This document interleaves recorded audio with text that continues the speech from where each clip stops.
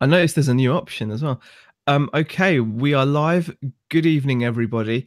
Oh, yeah. And we'll Take this off. One yeah, sec. no worries. I won't strip in front of the camera. Okay. Well, good evening, everybody, and welcome to Tat Chat number 114, which I've kind of titled tentatively "Knowing Your Customers." We'll get into like what we mean about that a bit further in. But as always, I've got with me Nick for the weekly Tat Chat number 114. Hello. Yeah, I know. Mad. Yeah, the number just every week. Believe it or not, the number just goes up every week. Funny that. Yeah. It's funny that. How does that work? Yeah, that's how it works. So, how's your week been so far, or since last week? Anything? Yeah, things. eBay's been picking up. Had some really good car sale parts, which is just encouraging when you're trying to plow through something of that, a mountain of that size. Getting regular sales just encourages you. And today, I don't know if you're going to be able to see it, that they're the car mats. I've listed all of those today, and they're going to be shipped off to Habu to work out how their service works. So that's what we've been doing today. That is fantastic. It's good to hear that car parts are starting to pick up. And yeah, you're right. When you go in for such a large amount of stuff, it's always nice when it starts popping off.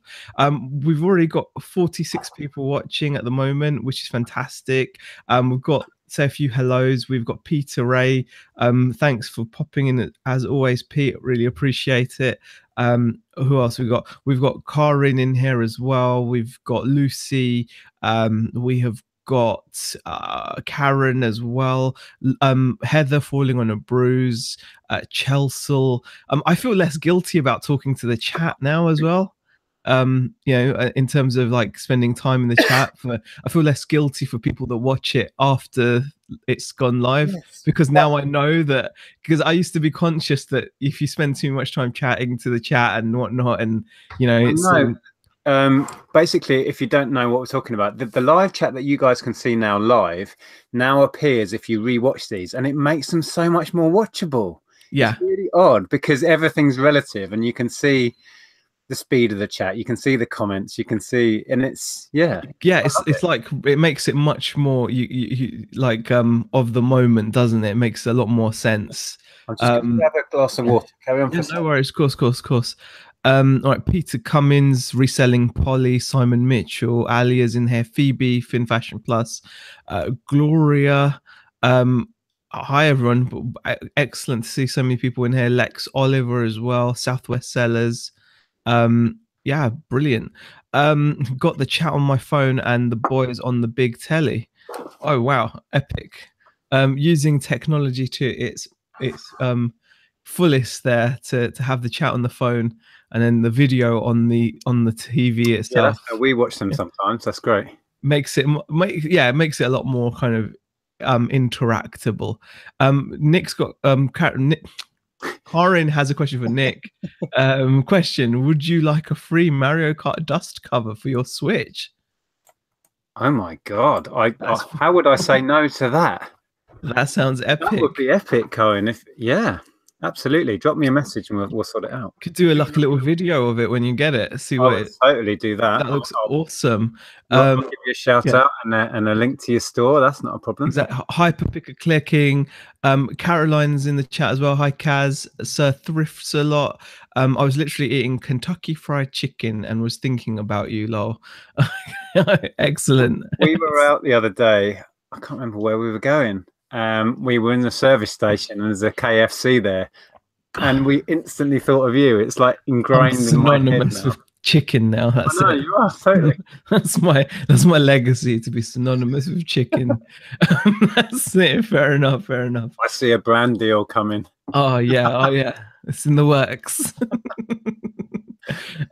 Simon says, is that an RC tank behind you? Yes, it is. Yeah, it's not moved. Yeah, I saw you chatting about that. That does look cool. You see, I would enjoy playing with one of them. I'm not really an RC fan. They're really fun. They're a bit weird though, because they're not like your normal left and right. You control each track with a stick. So to go forward, you've got to press both sticks forward at the same time, an equal amount. Just to go in a straight line. Operated in real life. Yeah, it's like really weird because it's like you have to, if you don't do it, you won't go in a straight line. You just end up going in circles. Yeah. So it's pretty epic. Yeah, I've got to test that one, so it should be fine. That'll be cool. All right. Hitman says I got a DHOTW this week. Put something on auction, sold straight away. Realized I put it on 99p. Buy it now by accident. Oh no! Oh, that is that is horrible. Yeah, I mean, like, did you cancel it, or did you honor that, or how did you deal with it? Because if that was an expensive item, that could be a big hit. You wouldn't want to. I mean, I had something vaguely similar where but luckily it worked out in my favor. The buyer didn't pay, but I accepted an offer wait on an item that I thought was a different item. But sometimes buyers can be a bit funny when they get a deal, because then they feel that that's it. It's you honored it. Oh, okay, fair enough. Yep. Was it like, how much did it cost you? Hopefully it wasn't too much of an expensive item. Okay. You need a white suit and a black bolo tie, and you can become Colonel Z. Says a thrift Yeah, that should be. Yeah. Okay. Thank you everyone for joining us in the chat. Really do appreciate it. We'll get on with the topic at hand. So the kind of thinking behind it was, there was a little I started a thread in the chat this morning, and it was because we've had a few days where sales haven't been quite as good as we've been used to. We've had a couple of really low days, so like a couple of 30-40 pound days, like Sunday and Monday, have not been very good. It was just tailed off, and I was just looking at my listings, as you do. You look for your reasons, and you could look for your conspiracy theories or whatever as to why things are like they are. And I came across a listing that we've got, which we know is like a hot cake type item. Like, we only had like 9 of them, and we've sold we've sold 8 of them. So, we might have 10 of them, I'm not sure, but we've sold, as soon as we've been listing them, they've been selling. We've been listing one at a time on a good till cancelled listing. And as soon as we list it, it sells. As soon as we list it, it sells. And we haven't sold any for like the past 4 or 5 days.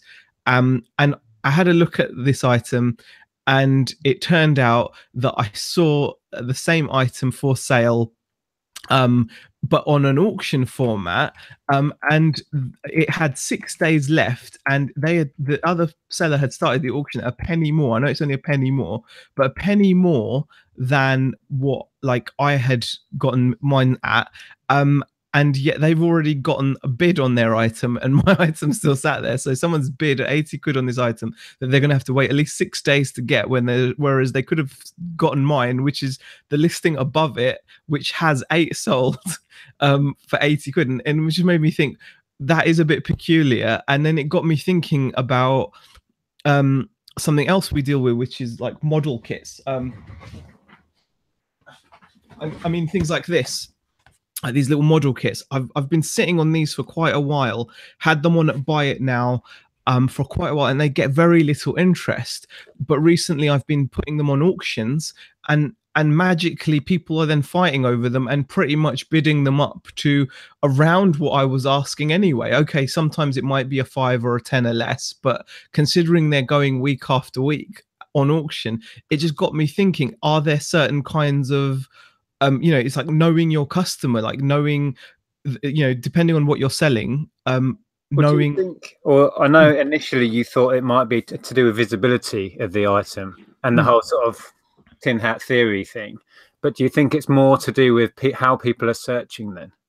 Well, I mean, a couple of people did actually comment in the chat group that some people will just search auction only, and I was thinking, how much it must help if you know the kind of customers that you're going to be dealing with, because you might know that the niche you're in or the area that you're selling in, people might more than average search via auction than Buy It Now. Well, I mean, what makes this even more peculiar is this guy that's got these bids, he's only shipping to the UK, so his listing is only going to be available really on eBay UK. He'd only post to the UK. Mine's international, worldwide. Yeah, I did think that might be an issue, as in he's got a larger reach, or you've? No, I've got the larger reach. I've got the better photograph. I've got larger reach. I'm offering, I've got the fast and free logo. We've got a history of 8 sold. But like I said, more than that, it was, I've had these things listed on Buy It Now for months. We got our model haul in like September, so we're coming on to 6 months now.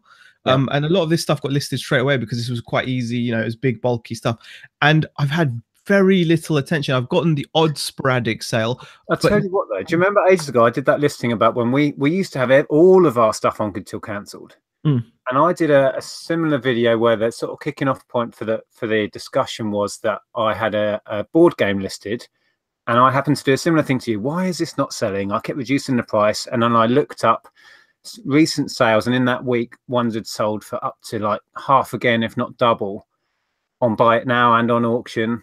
And you were wondering what it was. Into the Good Till Cancelled, and the fact is they drop out of the search results. So do you think it could be to do with that as well as how?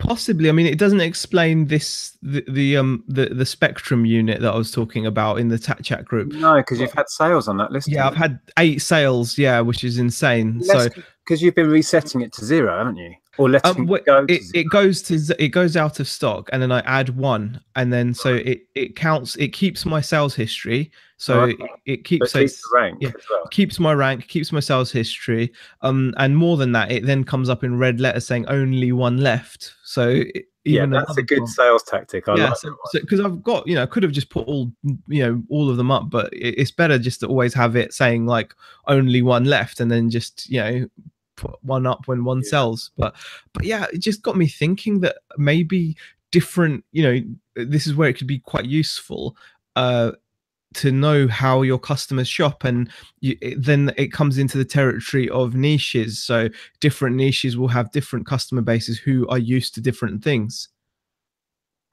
Yeah, I was just trying to think of the logic of you're saying some people only search on auction. I've always had the sort of preconceived notion that there are a lot of people that do that, but they're looking for a bargain, which kind of goes against why these people would buy that other guy's one at 80 quid. Yeah, he started at a penny more. He started it at the price he wants to get for it. But if they've got an automatic search set up for auction only, that might be the only one they find. Weird, isn't it? It's strange. It's really strange, and I just think that it's something that is that I want to kind of think about a lot more going forward, because when you think about it, like a lot of people who sell, for example, clothes specifically, they tend to have a really good idea of what's obviously in fashion and what sells. So they know who to market it at. They'll know the keywords to use because they know the kind of buyers they're looking for. So for example, like they'll use words of terms like Lagenlook or something, or whatever other kind of hip term is in, to attract certain demographics who they reckon are going to be searching those keywords. And I think that obviously becomes quite important especially, for example, in clothing, or for example, my opinion now, I mean, I could be completely wrong, but if I come across like, build your own model kits, I'm going to be thinking the buyers are out there, but they want to buy it via auction because they're still bidding each other up and paying the money rather than buying it at Buy It Now. It's just, that is a, but certainly, and one thing we sort of touched on before is certainly with your, I think you're doing well with the RC parts, offering cross promotions across your stock, because you have to get inside the head of someone who's got a car that they keep smashing up, and if you offer the incentive, they may not necessarily think they need something else right now, but if you throw out, if you buy 2 items you get 15% off or 10% off or whatever, it's putting a thought inside someone's head who is an RC fanatic, who knows in the future they're going to break. It's going to happen again, and they buy more. The issue and making them buy more. And also, when I used to do loads of Lego, because we used to have 1 postage fee, and then the more you buy as many more items out of our store as you can, and you don't pay postage on them, and that was incentive enough to make people think, well, I'm here now and I'm buying this, I might as well use that to my advantage. And that does exactly the same thing. Yeah, I think that it's really key to know, and actually also to touch on, like with the, for example, the RC parts. That's something I know to happily put on, buy it now, and leave it, because it's one of those things where you're not going to buy one of those things unless you need it. You know, you're not going to. Yeah. It's not going to help me putting, a certain part on auction or something, because, the chances of me auctioning an item just as someone needs it is quite slim. Whereas obviously they want to know that they've got a source for stock to be able to go to in case they need replacement parts. So again, that's me learning about my customer base, and you're going to obviously find that with your car parts. To an extent, we haven't really had multi-buys. I had questions, people saying, I see you've got a filter for a Hyundai i20. Do you happen to have the fuel filter and air filter as well? And I'm just having to be honest and saying, I'm not really sure. Yeah. Possibly. But yeah, it's complicated. It's so complicated with all the different models and stuff. Unless I know the part number is exactly right for them, I'm kind of saying not honest. Yeah. I mean, I think it's you have to just work those things out, though, because you'll the more you're in the niche, the more you get an idea, don't you? So I am figuring some of it out as I go, slowly but surely, to be honest. And I think that also then begs the question about like the benefits of niching down versus being so diverse, because the more diverse you are, like say if your shop's got a massive variety of items, as ours tend to have. I mean, this week, as well as RC parts, I have sold some vintage tights, but just to mix it up a little bit, but then suddenly you need to know a lot wider range of people, don't you? Suddenly need to know or be an expert in what people want in all these different fields. And it makes me think, actually, if you do hunker down into a couple of niches, like for example the guys that are into games, or like I'm into RC parts, if I really concentrate on it, it might make me a more effective seller because I'll be able to appeal better to a smaller group of people than I would to a whole bunch of people. I certainly agree. If you really get a lot of knowledge in a certain field, you're going to perform better long term, because you'll know what to say and how to sell it. To say about it and how to sell it. But I'm kind of an advocate for not really worrying about the knowledge. And I think I've said this before, that anybody can sell anything with quite limited amount of knowledge. eBay is there to do the research for you. Find someone that's sold the same thing successfully, see how they did it, what they mentioned, and other stuff. But you are always going to benefit from knowing your product inside and out and targeting the right people, for sure. I suppose it also depends on how competitive the market you're dealing in is, though, doesn't it? So, you're right. You don't need to know like the inner workings of something, but you the basics of it obviously are, you need to know what people that are going to be looking for that kind of item are searching. Absolutely. I see Vinny's in, and Vinny obviously specializes in trading cards a lot, and I used to do a lot more of that. And there's just little things that because you know the game, because I used to play Magic the Gathering, so when I'm listing it, I know what the set's called and what the expansion's called, or whatever it is. And if you're fresh to it, you just wouldn't have a clue, and it's a steep learning curve. So you're right, I do agree that a certain amount of knowledge goes a long way, but it shouldn't put people off having a go. And oh no, just to clarify, this is not to kind of tell people not to do certain things. Well, like Peter says, it's amazing how quickly you learn. Exactly. And although I am struggling sometimes with the knowledge on the car parts, I know a hell of a lot more than I did before. Completely. Just these car mats today, it's like, oh yeah, you have to know that, and this is what that means, and all of this stuff. It's like, wow. Yeah, it's amazing how much you do pick up. And I think it's just that obviously the more diverse you are, the more knowledge you pick up over like a wider variety of things. But you have to then question, does that make you more or less effective when it comes to kind of being competitive? So if you're in a competitive market, are you going to be as good as a seller who can target their listings or promote their listings or just write their listings in a way that's competitive? And I know obviously that you'd say, Nick, then that's great if there are other sellers like that, because then you can just sell similar off of their listings. Yeah, I have no qualms about you sort of standing on the shoulders of other people that have been doing it for years and say, oh right, that's the key word to use, or that's how to describe it or whatever. Yeah, absolutely. Alia says, I've tried a new vinyl niche and put it up for auction. That goes way less than on Buy It Now, but luckily I have a few good ones this week. Fingers crossed it goes higher than usual.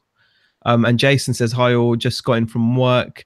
And Vinny, again, Vinny was just saying, when I'm searching Warhammer to buy, I only search auction, to be honest. If I'm searching Buy It Now, it's just newly listed. So looking for things that are just, just listed underpriced. And what, those things that are accidentally listed at 99p. Yeah, Vinny's there. Reselling Polly says, it's a very strange beast, eBay. I've recently found that after buying 2 large lots on eBay, the day after my sales went through the roof. It seems if you buy as well, it must help you in some way. There's a conspiracy theory for you. I mean, it could be, but I mean, I'm always buying bits and pieces on eBay. I can't help it. I'm always picking. Well, Karen says, I've given up trying to second guess eBay. So do think people are a strange bunch, no rhyme or reason to sales. Yeah. Yeah. Absolutely. That's kind of where I'm at. I mean, I don't think we'll ever figure it out because eBay themselves will never figure it out. And they're continually tweaking how the search works and how, everything works within eBay. So the moment you think you've got it sussed, they'll change it anyway. Yeah, that is true, actually. Just going through the chat. Peter Race has a question for you, Nick. How much are you listing that Battlestar Galactica game for? Just interested, as it was a great series. I can't remember. It's a good one. It's expensive. I think it's like up in the sort of 70-80 quid bracket. Oh, I remember that. Yeah. I think I put it on the side and didn't list it. I was toying with maybe sending it into Amazon, but I'm going to do eBay now. And Vinny's been sorting 12k of Lego today and cleaning my stockroom. Nice. That sounds like fun. Or not. Yeah. Okay. So I can actually give someone an idea of what it's worth. Karen says, I think it's good to know about what listing, but think if only stock one niche, risk of quieter times. Says me at the Molo. Yeah, I mean, there is always that worry, isn't it? That if you do obviously niche, then you're risking potentially have if your niche suffers a lull or becomes less popular, then you're exposed to getting low sales. So I suppose there's pros and cons to everything. It's just, it got me thinking, like, how well can you finding out about each market is different, like, because the buyers are different. Some buyers are so particular, and so, for example, people know that who sell vinyl or sell video games, they'll know their certain customers are going to be super particular. And if you're someone that doesn't often sell, say if you're someone that doesn't normally deal in vinyl, but you came across like a first pressing of a rare 70s rock album worth a few £100 or whatever, and you don't know how to grade it or anything, or you might end up auctioning it and getting a lot less than you could have done. You could end up underselling it or overselling it and then disappointing someone, it's so easily, unless you're knowledgeable about niches. I think vinyl is a good one to point out, and also comics. And not knowing what to mention and how to describe it is a big thing. And then going back to trading cards again, all the different grading of cards, it's a minefield, absolute minefield. And when I used to do a lot of trading cards, I would over egg the damage or whatever there is on it if I could, for fear, because collectors are they're into their minute details, and the last thing you want is an item not described case. Completely. And then not to mention that's about 60 to 70. So nice. Was asking. Yeah, that's Peter, I think. Yeah. So and not to mention then there's the whole kind of counterfeit argument. So people that are into selling designer clothes, trading cards, etc., will all be familiar with, and video games even will be familiar with the minefield out there with counterfeits and fakes. So you really, I love to say, anyone can sell anything, but I think there are certain niches or certain areas that it does pay to do your research before you before you kind of go all in, and they may not, it doesn't mean, like I said, it does mean anyone can sell anything, but I think some things are have a lower entry barrier, maybe. I don't know. If you want to maximize, or add the caveat, if you wish to maximize what you're getting. Yeah. Well, there's certain mistakes that I think everyone will stumble across selling, particularly in collectible niches. And it's not so much that as well. It's just learning what questions you're going to be asked, what people are going to pick up on. Yeah. It's like when selling action figures. I mean, you'll know this. You slowly learn over time what you're going to get asked, which measurements to put in, how to describe the damage and that sort of stuff. It just comes with time. Definitely. Vinny says knowledge is super helpful. It makes things quick. Just be careful you don't undersell. And Phoebe, Fin Fashion Plus says, I think I'm quite lucky. Over the past 4 years, I've got to know a lot of my repeat customers well, so I can buy my stock to their demographic. Probably 60% of my stock is for the 30 to 50 plus age group. So there's an amazing example of the benefits of knowing your customer base. I mean, I think knowing your customer base is something, I suppose, that can really push you to like a better level. Because I suppose what I'm saying is, like, you're right, anyone can sell anything, but I suppose, there's doing it and there's doing it well, like LL Cool J said, there's doing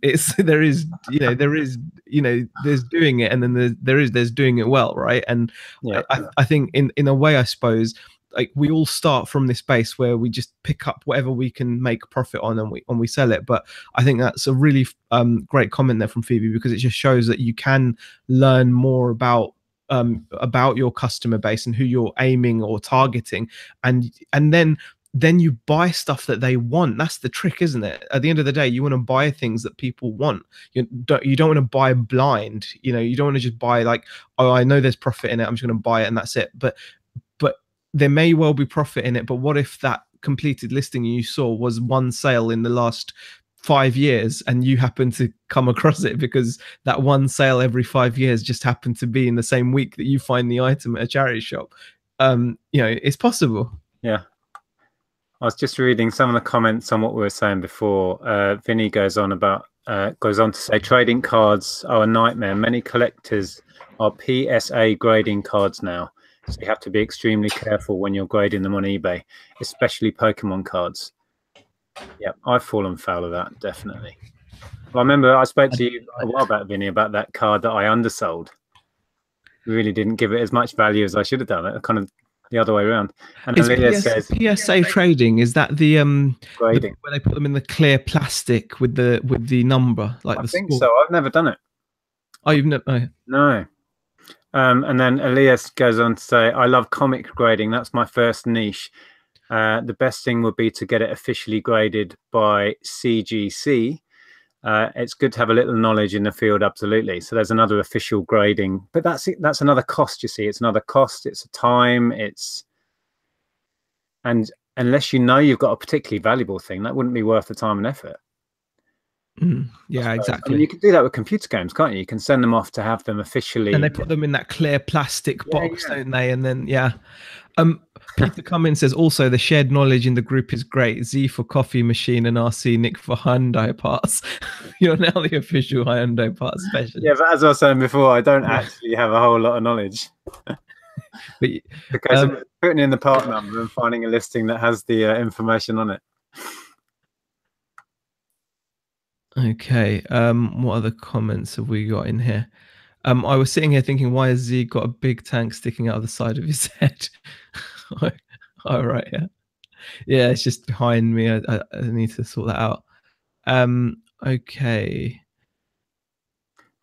Yeah, Vinny talks about underselling being a major issue. Yeah, and that's where real knowledge, more of your product rather than the buyer, comes in. We've all done it, and we'll all do it again. Undersold something because of lack of knowledge about your research and when you're doing your research. Yeah.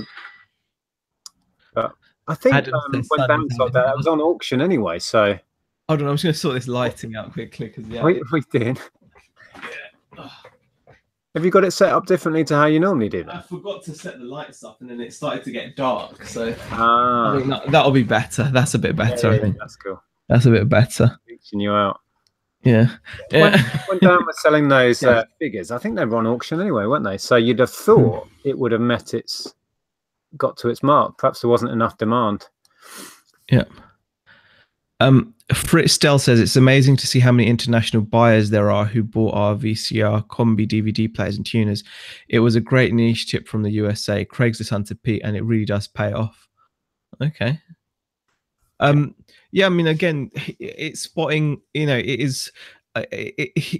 Craigslist Hunt is a great example of someone that knows what his customers want.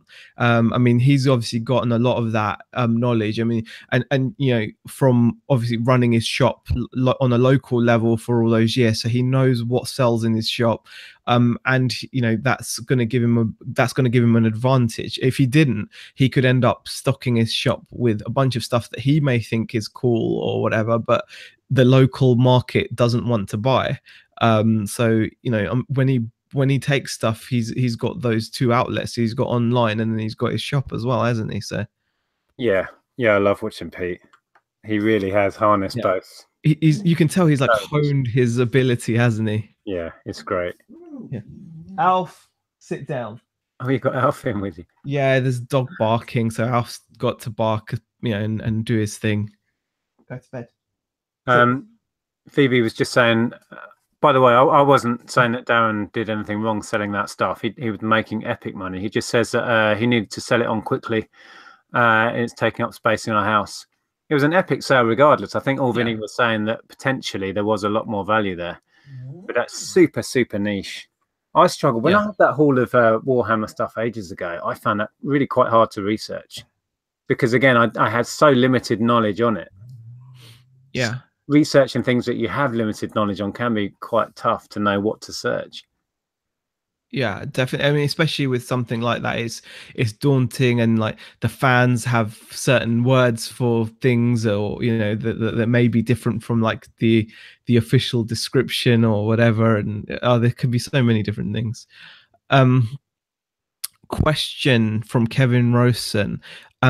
Has your attitude towards low profit items changed as you have gained experience? I no longer bother with items that give less than £8 profit. Yeah, we're trying to move away from it. It depends. If it's an item that we've got in bulk, I'll happily take, you know, £4 or £5 profit per item. If it's one listing and it sits there and ticks over, and we have a lot of stuff like that. But yeah, in an ideal world, we've said this before, we'd all just buy the big profit margin. I think I've got to say I've probably gone more the other way. I think when I first started out, I was very keen on just focusing on high value items, you know, just like high ticket, high value items. But like you said, the reality can be very different, and you can only go on what's around you often. But also there is real merit in bulk buying, and then if you've got low, you know, it might have an item might have like a low selling price, but if you've got like 100 of them, or if you've got a few hundred of them, then suddenly you don't mind taking less profit. We sell things with, you know, sell things for well under a tenner all the time, you know, but we don't mind because it's easy to ship. We've got multiples, and it makes a lot of sense. Yeah, there's a number of factors as well. If it's media that I can list, you know, just scan the barcode and use the product image if it's sealed, you know, and have it listed in less than a minute. And when you come to pack it, it's put it in a jiffy bag and seal it. I'll happily take a couple of pound profit because it's, you know, a minute or so out of my life. And I enjoy listing media as well. So if it's small, easy to pack stuff, then yeah. But if it's, I wouldn't sell, I don't know, a teapot for £5, for example. So it's just not worth time and effort to pack it and the risk that it's going to get smashed, etc. I'd want to be selling a teapot for 20 or 30 for it to be worth the time. Oh, yeah, exactly. I mean, everyone's got their. It ends up being quite a personal thing, really, doesn't it? We all work out what we want to do and how we want to do it. Yeah, exactly. All right. Karen says sold a couple of bits on Spock now. Customers are completely different kettle of fish there. So yeah, I mean that's another thing to bear in mind. Actually, even just the platform you sell on, you know, to be knowledgeable about that. I mean, I do remember, like, for example, when FBA was becoming more and more popular, like one of my first worries when I first started to sell on FBA was I'd heard all the stories about how much more demanding FBA customers were, or how much their expectations varied, or like were much higher expectations than your average eBay buyer, and how obviously the items you sent in had to generally be of a better standard and things like that. And even the platform you sell on can demand as a seller from you for you to have some kind of customer knowledge. Forget about niching down, just on the platform. I found a little bit actually with Amazon.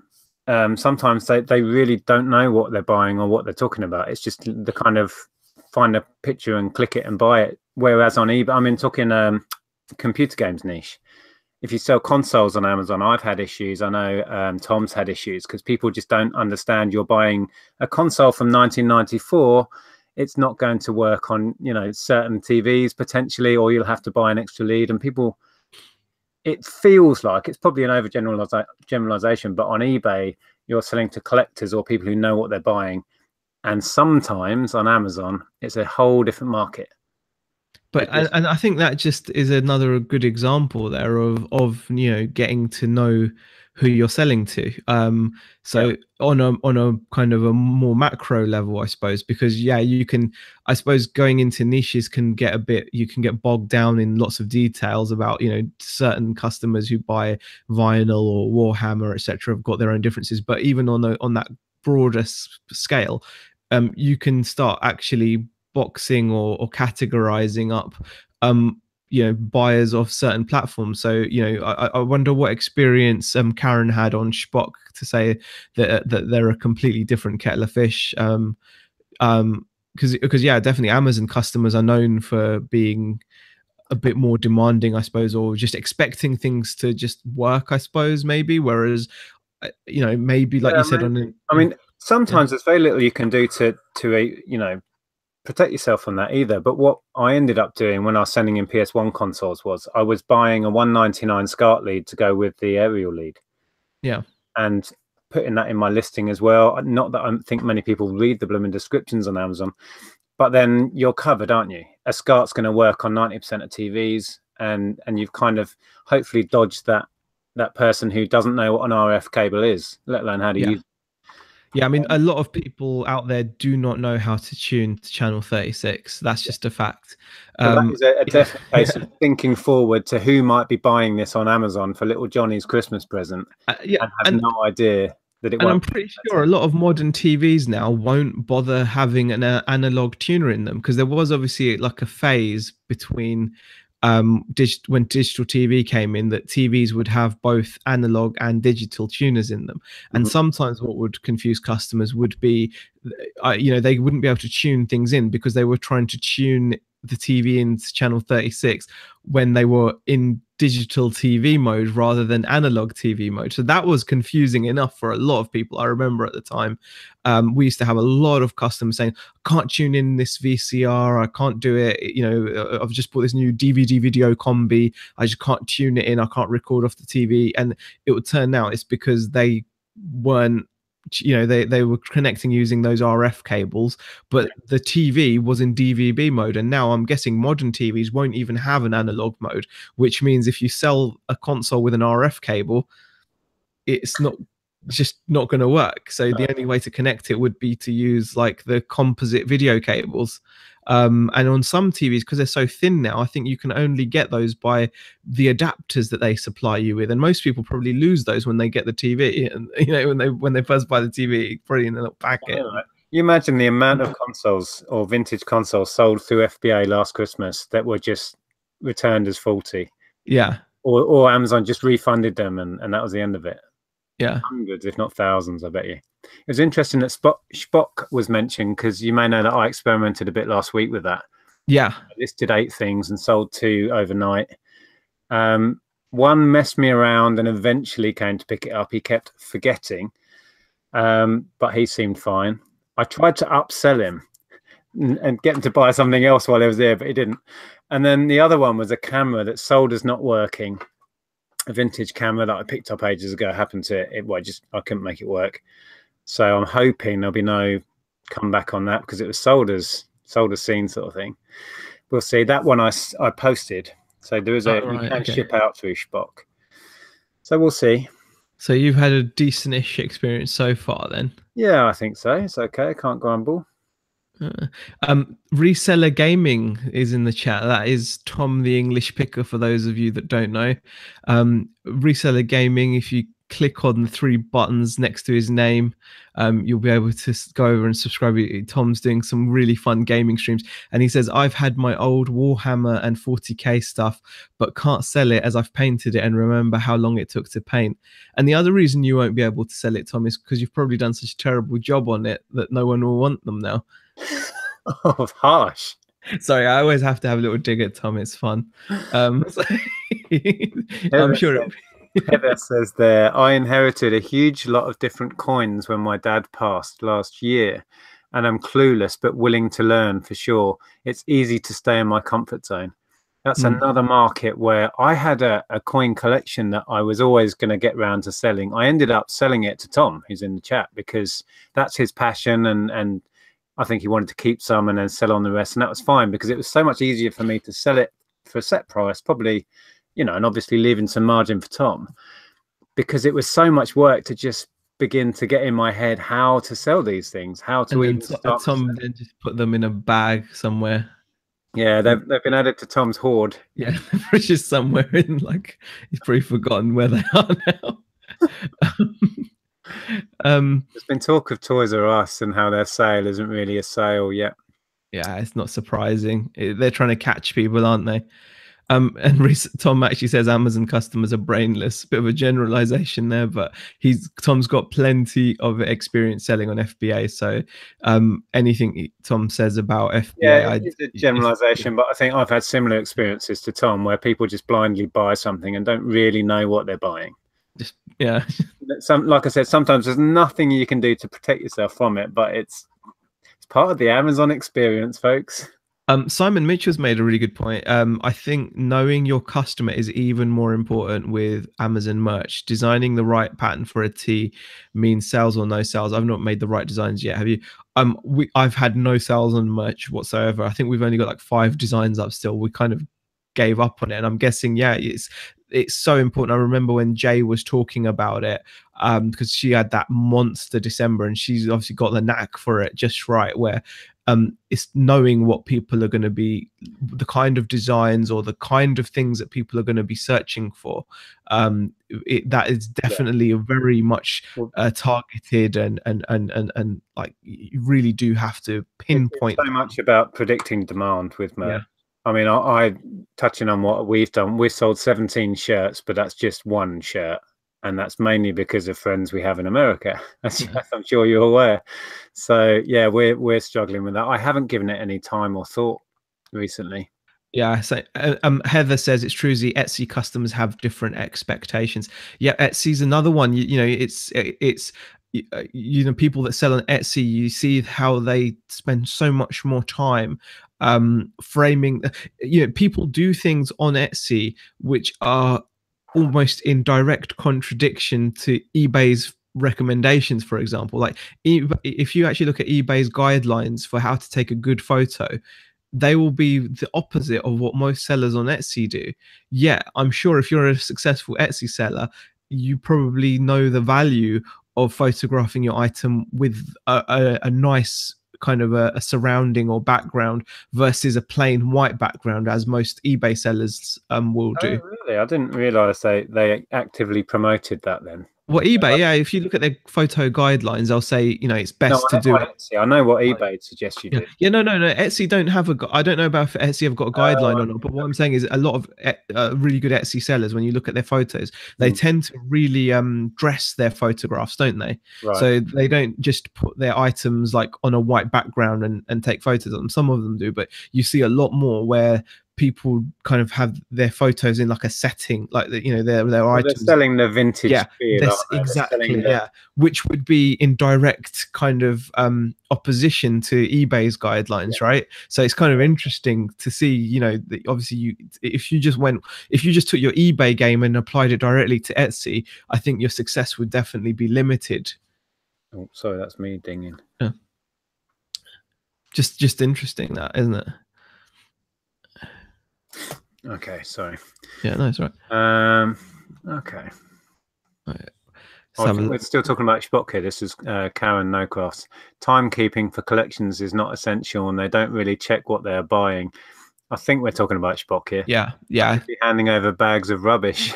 I make sure they look. That's a good tip. Yeah, get them to have a look at it and agree that it's fine before they leave the house would be a good course of action for sure.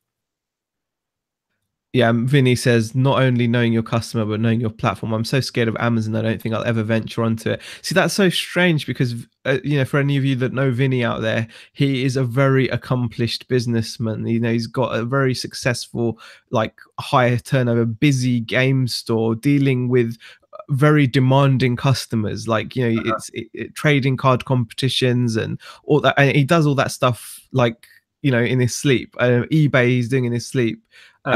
While we're saying that, actually, Vinny, I used to do some Pokemon, like sealed sets and some Magic sets on Amazon a while back. Just have a look. There's money to be made there. So you might be missing a trick, because I know, obviously Vinny specializes in trading cards and has access to that sort of stock. At Christmas time, prices can go insane. Have a look anyway. But it can be daunting, but I wouldn't let that put you off. Alia says, I had a customer on Facebook come to see a perfume. It was new and sealed. Before I could say anything, he had opened it and ended up not buying. Annoyed her very much, then started questioning its authenticity.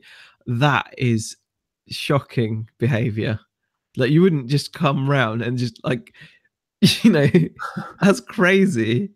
But that's something I suppose you have to be aware of when selling on Facebook, I guess.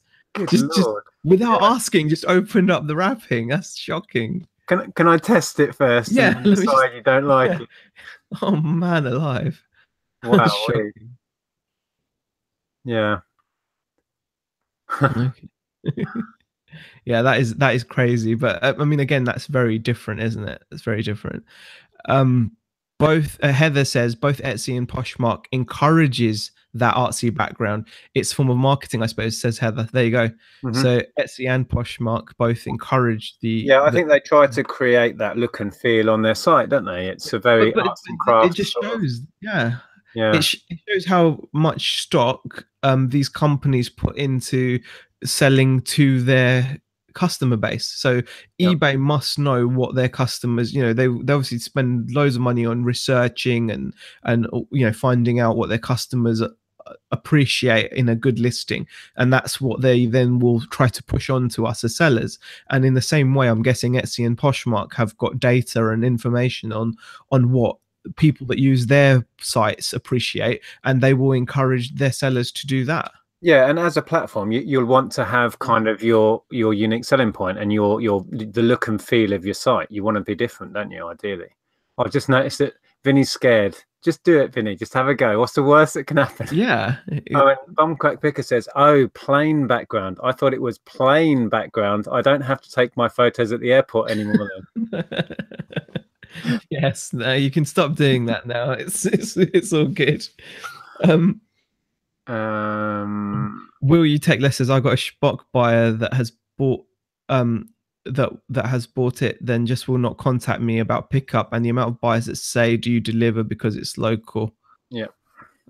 So yeah, I mean, there's ups and downs to each platform, isn't there? So but again, it's being aware of what to expect, isn't it? So you don't get put off from and they are definitely evolving markets. We've all listened to Steve and Steph talking about it, how it's a big part of the future reselling, and I think that is the case. Peter's just asked me there, how many sales have I had on Spock? Only 2. I listed a bunch of stuff last weekend and sold 2 things immediately, and the rest probably won't sell. I think things drop down quickly on Spock, and you can pay to bump them if you like, but I'll probably just cancel them all and relist them because there's no cost involved. Yeah.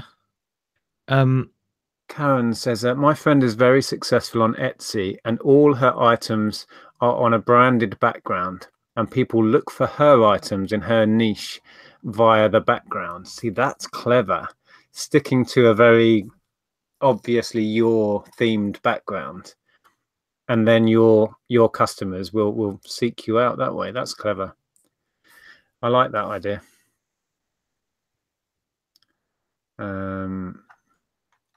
Jamie's off all week. You lucky so and so. He's down south to catch up with friends and family. Superb. Okay. I tried to put wanted posts for Bollywood VHS. Got a good response from Gumtree though, so it isn't all bad, says Alia. Oh, there you go. There's another benefit of using different platforms, but yeah, I mean, I think it's just interesting to think about these things, because obviously you've got so much on the go when you're kind of running your business, when you're running your eBay store or your Etsy store or your Amazon account. It's sometimes hard to know where to put all your focus and energy, and whether you're putting it into the right things. And I think that, you know, this knowing your customer thing is becoming more and more important, as you know, some of you guys will appreciate that, you know, more and more people are getting into selling their own stuff, and you know, the market is growing overall. So apart from people that do it full time, there's a lot of people now, you can just tell by the amount of TV adverts out there, right? From all the different apps, it's being encouraged. A lot of people are doing it. So mass market now, reselling, exactly, being targeted by many businesses. I just wanted to read Karen's follow-up about Etsy. Sure. Which I think is really important and interesting. Karen goes, Etsy is not instant. It has taken her, this is her friend who's doing really well, 3 years of blinking hard work and getting in the niche at the right time, hours and hours of work, networking, etc. So that shows not only knowing your customer, but knowing what is needed to get somewhere on a platform. The graft element of it, yeah. I mean, it's not just all about information, and it's not all about just getting like a file on who you think of selling. From the little Andrea's done on there, it is a lot about building a relationship with customers, and they feel that they know you and they want to come back and buy from you. We've never really got that going on Etsy, but I can see why that would work, because it's much more about relationships and about feeling that you know who you're buying from and trusting who you're buying from, which obviously is a part of eBay, but becoming less and less, I think, on eBay. Yeah, definitely. Yeah, it is the way the website's now laid out and things like that. I don't think many people care whether you've got a shop or not. You know, in terms of customers, they don't tend to really be that bothered, unless you're selling a certain, you know, niche of items that they're hoping that you might be a specialist in. Treasure Pirate Heather says, just got my business cards today to hand out when I hope to make good contacts. Simple but necessary too. And I think that ties in with, you know, this whole thing. The reason why I think it is important to know your customer, the reason why it's important to get business cards, is because, you know, one of the things we always talk about is adapting and keeping relevant in terms of your reselling, and so you can stay being successful or become successful. And I think with the way that, you know, people are more and more being encouraged to sell their own stuff, you have to stand out and stand apart more. So if you know your customer base better, you can tailor your listings and make them stand out and be more attractive over others. And also things like business cards, you know, again, that's to give you an advantage as well, isn't it? It's to give you an advantage over those of us that don't have business cards.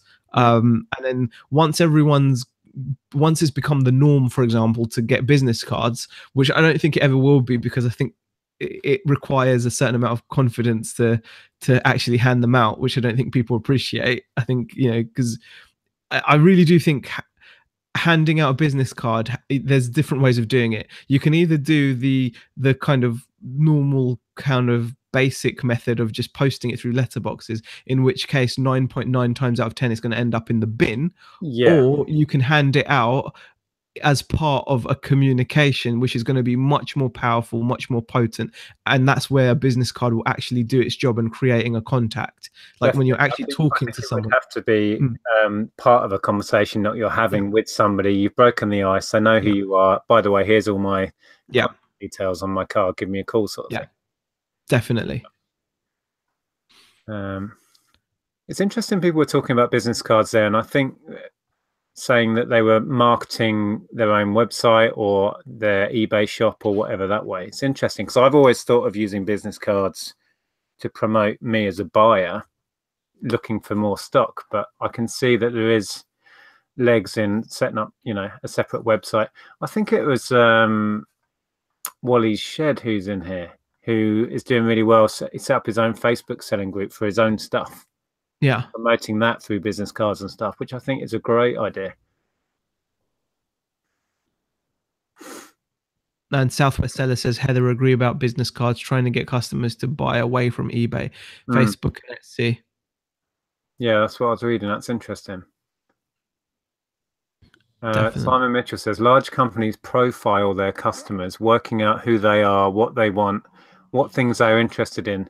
Done well, that is powerful information and further great for successful ads. Yeah. I mean, that's the other thing, isn't it? We've all got access to things like Facebook ads. So, you know, if you did want to promote, you know, certain products that you've got, you can target them to people on Facebook that are into whatever it is that you're selling. So, you know, that's a way of making yourself stand out. And in a way, you're paying for Facebook having done the knowing your customer part for you. Because all you do is you go in there, don't you? And you say, I want to make an advert targeted at people that are into X, Y, or Z. And Facebook magically finds them for you. Well, not magically. We know how they do it, but, you know, we give them more information for free. I know, right? Yeah, it's the funniest thing. It's brilliant. It's genius. It is. We've literally given billions of pounds worth of information as a whole, as people, willingly, just willingly handed it over. I know, right? It's just, yeah, unbelievable. Karen says that, I think unless you have a monopoly or nearly a monopoly in a market, there is no customer loyalty on eBay, to be honest. People just search and buy. I think within some niches there certainly is, and we found if you do really niche down, you will get repeat custom. You're probably seeing that already with the car parts, and we saw it a lot when we were doing Lego, because people come to trust that they're going to get quick, efficient service, and they're going to get what they ordered quickly, and they come back and they say that to you. But I think because eBay is trying to go the Amazon route, they're becoming less and less of a personal person-to-person site and just point and click and get it quick. That's what it's. Oh, that should be their new little line. Point and click and get it quick. But that's what they're all about now. And I think they are losing that person-to-person feel of the community element that eBay certainly was when it started. You felt like you knew who you were buying from. And, you know, now most people used to personalize their websites with their little HTML and the templates. Each listing looked very different, didn't it? It was very much, whereas they've just tried harder and harder to make it more and more generic, to the point now where on an app you can't tell one from another, can you? It's all about the barcode, and then it's all about the price, who can get it to you quickest and cheapest. And it has lost a certain amount of what Etsy is trying to get back, and they're trying to be, you know, more like perhaps eBay once was in the distant past. Chris B says, don't hand out business card in CEX. They don't like it if you get caught. I saw that, yeah. Yeah, I'm not surprised. But yeah, I mean, you know, that it's not a bad way of doing things. I'm sure there's lots of people that do that, because if you think about it, you know, if you could buy video game stuff at the price that CEX pay, you know, you'd be laughing, wouldn't you? I'll tell you what you could do, but you'd get caught very quickly. You could put your business cards inside the sleeves, inside the empty sleeves in CEX. Oh, no, because I'd see it instantly, because when they come to put the game in. Okay, bad idea. Oh, gosh. I used to have, when I used to run basically a CEX store, I used to have certain guys that would loiter in my shop, and when people came in to sell me a job lot of video gaming stuff, they would try and attract their attention if they were queuing up, or if they're standing there waiting. Or while I was testing consoles, they'd take them away to the corner, and I used to have to kick them out. Of course, because they try to poach the purchase. Yeah, you've built the shop where people come to, and they're just trying to piggyback off of that. And hang around, and I'd come up with my final figure, and I'd say, I don't know, £100 a lot, and then, you know, you'd see this bloke like come over here. And I'll give you 110 or whatever it is. Yeah, people will do anything. And I can't blame them, you know, it's a great initiative, but I just had to. Yeah, of course, you've got to protect. Show them the door. You've got to protect what you've done. Exactly. Vinny says, I think eBay does have customer loyalty. I get a good amount of return customers monthly, but then I sell a lot of similar items. Yeah, you've really niched down certainly in the trading cards. Well, I mean, there's definitely merit in niching, isn't there? I mean, I think the more you think about it, there is merit to it, because, you know, Joan says the same. Joan Glenn Martin, repeat customers with knitting machines. I've sold 2 to a customer in Spain. You know, again, obviously after buying the first one, he must have felt comfortable with you, and there you go. You've got a customer there, a repeat customer. Yep, it pays to know your stuff. And if you can handle doing the same thing day in, day out, year after year, which I found I really couldn't. This is another side of that, you see. Yeah, I kind of love the fact that I'm doing car parts for the next few months, and then who knows what it'll be after that. I think I think that's definitely it. Yeah, Vinny says you must find that with the RCs. Yeah, I mean, definitely we've noticed it. We've got a lot of regular buyers now. But yeah, there is that lingering thought over my head, Nick, about is this what I want it to now be going forward? It's great that I found something that works. Yeah. But it may really suit you, because, you know. But do I want to do it? Like, I love RC, don't get me wrong, but then that makes me think, but do I want to then just do it for my job as well? I don't know. Like, at the moment I do. Yeah. I'll tell you what you might find, and this is how it went with me with Lego, was that I was really struggling to not buy other stuff, because I would naturally stumble across deals, and it's like, but I do Lego. I tell you what, I'd have to leave this where I could make a load of money behind, and I couldn't. That's already happening today. Me and Beck, I was just gone to pick Beck up from work, and we're in the car, and I'd been watching this coffee grinder, right? And it's down in London, and someone has just gotten an absolute bargain. Let me know. I could have picked it up. I could have done, but I just didn't think. But I was like, oh man, I was thinking it would be nice to make a day trip and go down, and because it would have been worth the 100 quid in petrol to have gone and gotten it. Someone bought this coffee grinder. They got it for like 100 quid. I just had a great thought with what we have kind of built up around our channels, and with the Tat Chat, we can probably guarantee that anything that's on offer local collection in the UK, we could find someone within 30-40 miles, couldn't we? Yeah. We could have almost offer a service where I want to bid on this. Can I give you a tenner to go and pick it up? I'll pay the courier to get it to me. You know what I mean? That's not a bad idea. Because that example you just said, I wouldn't have a problem jumping in the car for, half an hour to London to go and get it. Yeah. Stu Mandry says, happy is the man whose job is his hobby. See, that's the thing. Yeah, I am. But honestly, this thing was so like crazy good. This was like this coffee grinder, brand new, is about 700 or 800 euro. Let's see, Aaliyah there. You should have told me, I'm in Tooting. Yeah. That's a good idea, though, Nick. Yeah, very good idea. Because obviously you wouldn't expect someone to do it off their own back. You'll say, I'll make it worth your time and your mileage. Can you go and pick it up? There's something in it for you, and then ship it to me. Exactly. Because if there's a few £100s in an item, you can afford to lose the postage and some money to somebody to take the effort to go and pick it up for you. Yeah, exactly. Who knows? Who knows? Next time, give me a shout. Okay. Peter Cummins says, I could have got that coffee grinder fusing. Oh, thanks, guys. I appreciate it. I should have thought of it. Should have thought of it. Damn it. There's always opportunities out there. I've just seen the time. It's 5 minutes past 7. We've got 105 people in the chat, which is fantastic. Thank you for joining us. Really appreciate it. Brilliant comments in the chat tonight. Really really great to see people taking part in the topics that we come up with. So hopefully it was to your liking. We're next going to be have you got a guest lined up for Thursday, Nick? I haven't had a moment. I've been dealing with Habu stuff, so I don't, but I will endeavor to try and get something possibly sorted. Yeah, possibly something there. Potentially going to live stream after this, because I was going to do a little sales roundup, because today I broke even on the car parts. So as a little wow, yeah, I was just going to share a few of the bits that have gone out. Well, there we go. We all know what to do, guys. You're going to be live streaming it, yeah? Yeah, at some point I've got to go and have some dinner, and I've got to feed the dog, so it won't be imminent. Okay. Well, well, there we go, guys. Within the next hour, I'll try and cobble together a live stream. So yeah, that's the evenings watching sorted out, and then we'll be back on. Nick might be back on Thursday with a guest maybe, and then Friday Beck and I will be back with our chinwag, and yeah.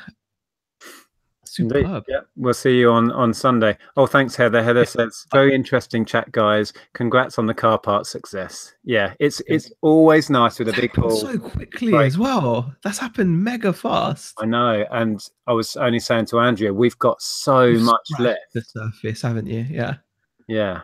I mean, this pile is about £600 worth of car mats. So that's half of them. Madness. Just for an example. So yeah, we did well on that one. Definitely. All right, cheers, guys. Thanks for the chat, Zahir. Enjoyed that. See you guys later. Bye.